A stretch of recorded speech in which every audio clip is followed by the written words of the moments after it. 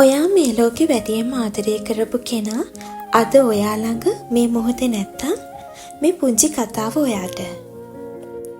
ඔයා ගිනි අඟුරක් අතින් අල්ලන් හිටියොත් ඔයාට ලැබෙන්නේ වේදනාවක් විතරයි නේද? හැබැයි මේ මොහොතේ ඔයා ඒක අතාරින්න බයයි. මොකද ඔයා හිතනවා ඔයාට තියෙන එකම උණුහුමක් නැති වෙලා යයි කියලා. අත්හැරීමත් අන්න ඒ වගේ. අපිට රිද්දන අපේ ජීවිත විනාශ කරන මතකයන් මිනිස්සු අපිට දවසින් දවස වේදනාවක් වුණත් අපි අත්හරින්න බයයි.